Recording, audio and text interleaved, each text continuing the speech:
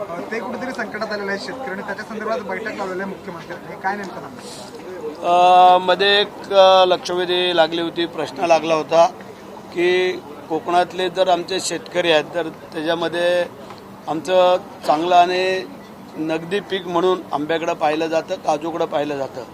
परंतु हवामान बदलाच्या ह्याच्यामध्ये ह्यावेळेला आंब्याला मोहरच लागला नाही, लागला होता तो सुकून गेला, साफ झाला.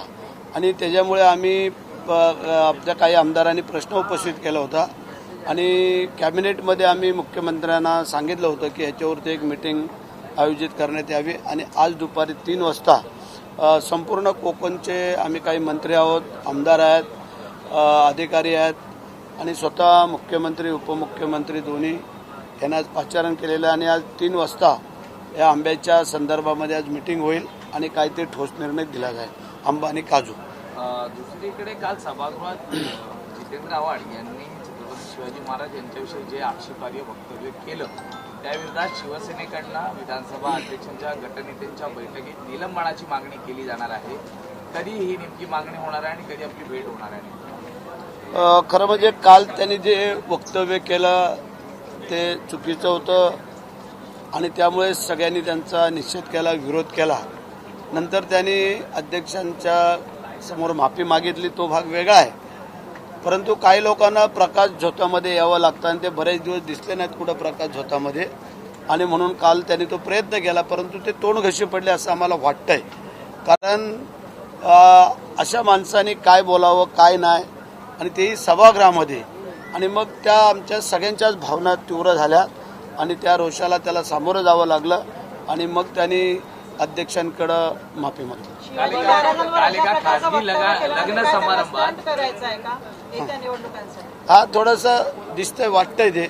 कारण काल जे आमचं मुख्यमंत्र्यांनी जे धर्माच्या बद्दल बिल सादर केलं होतं, आता काही लोकांना ते पटलं नसेल, काही लोकांना ते झोंबलं असेल असं वाटतंय.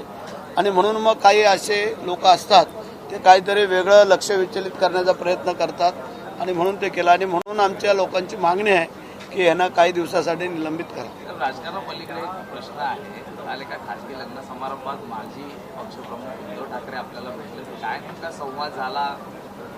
संवाद नाही काय झाला, आम्ही पुढं गेलो, ते मागून आले आणि आम्ही उभे होतो तिथं मुला मुलीला शुभेच्छा द्यायला. तर उद्धव साहेब तिथं उभे होते, आम्ही त्यांना बोललो ये आमच्या बाजूला इथं उभे राहायला. तर ते बोलले नको नको बोलले. आम्हाला आमचं कर्तव्य होतं सांगायचं, आम्ही सांगितलं, त्यांनी ते स्वीकारलं नाही, त्याला आमचा काय दोष आहे?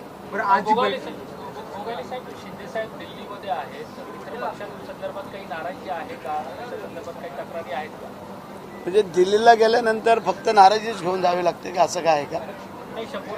शंभरात तिथल्या आमच्या खासदारांची मिटिंग होती आणि त्या संदर्भामध्ये ते गेलेले आहेत आणि आज ते परत. शंभूराज देसाई म्हणाले की मित्र पक्षांसंदर्भात आमच्या काही तक्रारी आहेत, आम्ही काही अहवाल तयार केलेला पण तो समोर येणार नाही, आम्ही आमच्या पद्धतीने मांडू. त्या काही गोष्टी काही जिल्ह्यामध्ये काही ठिकाणी असू शकतात, तो भाग वेगळा आहे. परंतु शिंदेसाहेब आणि देवेंद्र साहेब हे सगळे बसून ह्या काही गोष्टी छोट्या मोठ्या सॉल्व्ह करतात.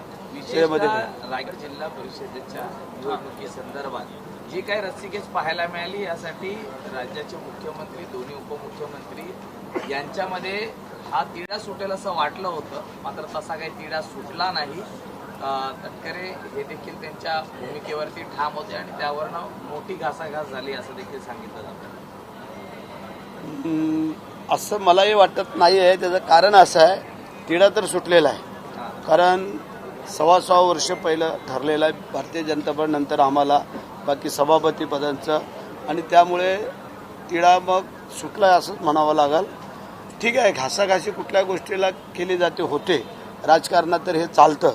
परंतु आता पुढं अडचणीचं काय वाटत नाही. रायगडमधला जो सुप्त संघर्ष होता याला पूर्ण वेळा मिळालेला आहे. राष्ट्रवादी आणि शिवसेनेचा जो सुप्त संघर्ष सर्वांना प्रचित होता, तो संघर्ष हा तत्वाचा आहे, हा कुठल्या व्यवहाराचा किंवा ह्याच्यातला नाही आहे. आणि त्या अनुषंगाने ते आहे. बाकी इतर तर तुम्ही जर पाहिलं असाल की आम्ही आमच्या परीने काम करतोय, ते त्यांच्या परीने काम करतात. भारतीय जनता त्याच्या, आता भारतीय जनता पार्टी आमचा कर्जत पनवेल आणि उरण इथं आमची युती होती. इकडे ह्या साईडला आमची नव्हती, त्या साईडला NCP आणि भारतीय जनता पार्टी होती. म्हणजे जिल्ह्यामध्ये भारतीय जनता पार्टीची युती दोघांकडे होती, परंतु ती अर्ध्या अर्ध्या ठिकाणी. आणि त्याच्यामुळे आता सगळे आम्ही एकत्र आलेलो आहोत.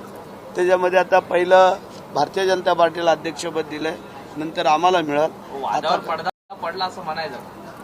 जिल्हा परिषदेसाठी तरी सध्या पडलेलं आहे असं म्हणायला हरकत नाही. राज्य बैठक बोला. गोगले साहेब, एक प्रश्न असा होता की ज्या दोन्ही शिवसेनेमधून विस्तरली जात नाही असं म्हटलं जातं, त्या दोन्ही शिवसेना मात्र जिल्हा परिषदेसाठी छत्रपती संभाजीनगरमध्ये एकत्र येतात. राजकारणामध्ये आणि खेळामध्ये आम्ही नेहमी सांगत आलेलो आहे, कधी काय घडत सांगू शकत नाही. त्या दिवशी जर संजू सॅमसंगनी जर 97 धावा केल्या नसत्यात तर आपण 7 धावांनी जिंकलो नसतो. लक्षात ठेवा. सगळ्यांना वाटलं होतं की हरल पण नाही झालं. आणि म्हणून राजकारणात आणि ह्याच्यामध्ये हे लक्षात ठेवायचं असतं. बरं, जी आता आज बैठक बोलवलेलं आहे शेतकऱ्यांसाठी आपल्या कोकणातल्या, काही ठोस असं होणार आहे का? काही तुम्ही ठरवलं आहे का की अशी आमची मागणी असेल, एवढी आर्थिक आपण मदत त्यांना करू जे शकतो? शेतकऱ्यांसाठी आम्ही चालले, आता मुख्यमंत्री त्याच्यावरती निर्णय करतील आणि शेतकऱ्यांनाच मदत मागतो आम्ही, ज्या कष्टकरी शेतकऱ्यांना, आणि त्याच्यावरती निर्णय होईल. थँक्यू. थँक्यू साहेब.